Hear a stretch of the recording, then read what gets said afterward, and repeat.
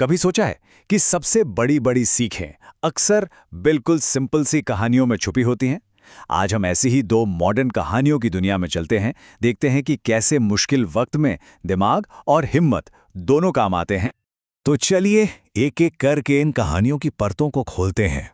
हम देखेंगे कि आखिर इन दो दिलचस्प कहानियों में सीखने के लिए है क्या। तो सबसे पहले मिलते हैं अपने हीरो से। एक तरफ है मनीष, साइकिल पर समोसे बेचने वाला एक आम सा लड़का, लेकिन दिमाग बिल्कुल रॉकेट की तरह तेज। और दूसरी तरफ है गणेश, एक बहुत ही मेहनती किसान, और उनकी पत्नी माधुरी, जो किसी भी मुश्किल से रास्ता निकाल ही लेती हैं। अब देखिए, हर कहानी में एक विलेन तो होता ही है ना। इन कहानियों में हमारे हीरोज का पाला पड़ता है दो ऐसे लोगों से जो करप्शन और लालच की जीती जागती मिसाल हैं। और बस यहीं से शुरू होता है असली संघर्ष। यहाँ पर ना एक बहुत इंटरेस्टिंग चीज़ है। देखिए कैसे दो अलग अलग किस्म की पावर का गलत इस्तेमाल हो रहा है। एक तरफ है सरकारी ताकत और दूसरी तरफ पैसे की ताकत, और दोनों ही कमज़ोरों को दबाने में लगे हैं।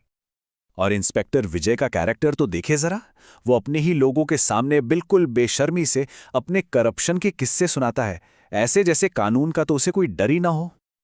और उधर मकान मालिक घनश्याम है।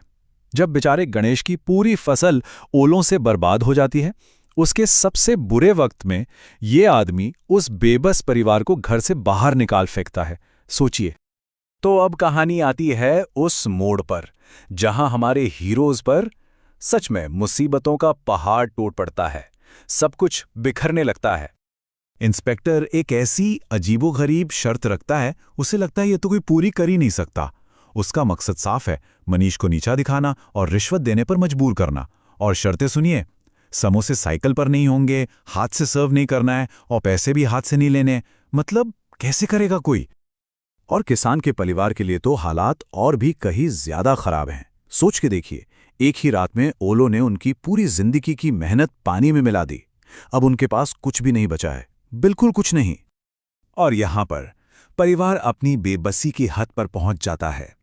माधुरी को अपने भूखे बच्चों का पेट भरने के लिए अपनी मां की आखिरी निशानी, अपनी चेन बेचनी पड़ रही हैं। और वो भी किस लिए? सिर्फ थोड़ा सा आटा खरीदने के लिए। लेकिन कहते हैं ना, जहां सब कुछ खत्म होता दिखता है, वहीं से एक नई शुरुआत होती है। हमारे हीरोज हार नहीं मानते। इस घने अंधेरे में भी वो उम्मीद की एक किरण ढूंढ निकालते हैं। माधुरी उसी बर्बाद खेत में जाती है और उसे वहां बचे खुचे मटर मिलते हैं। अब देखिए, जहां किसी को सिर्फ बर्बादी दिखाई देगी, वहीं माधुरी को एक नया मौका, एक नया आइडिया नजर आता है। वो उन्हीं मटरों से एक बिल्कुल नया, एक यूनिक सा डिश बना देती है। सोचने वाली बात है, जिस चीज ने उसके परिवार को बर्बाद किया, वही चीज उनकी किस्मत पलटने वाली है। ये तो सीधा सीधा आपदा को अवसर में बदलना हुआ। और मनीष, उसका सल्यूशन तो और भी कमाल का है। वो इंस्पेक्टर के रूल्स को लिटरली फॉलो करता है, एक एक शब्द, और उस इम्पॉसिबल सी शर्त को अपनी स्मार्टनेस का एक पब्लिक शो बना देता है। तो आखिर में हुआ क्या? अंजाम क्या हुआ?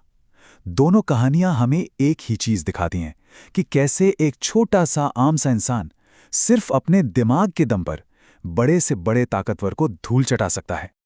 इसका रिजल्ट ये हुआ कि हमारे दोनों हीरोज ना सिर्फ अपनी मुसीबतों से बाहर निकले, बल्कि पहले से भी बेहतर हालत में पहुंच गए। और उनके दुश्मन, वो अपने ही घमंड, अपने ही अहंकार के जाल में फंसकर हार गए। तो इन सब से हमें क्या सीखने को मिलता है? ये सिर्फ बच्चों की कहानियां नहीं हैं, ये प्रॉब्लम सॉल्विंग और मोरल करेज की मास्टर क्लास हैं।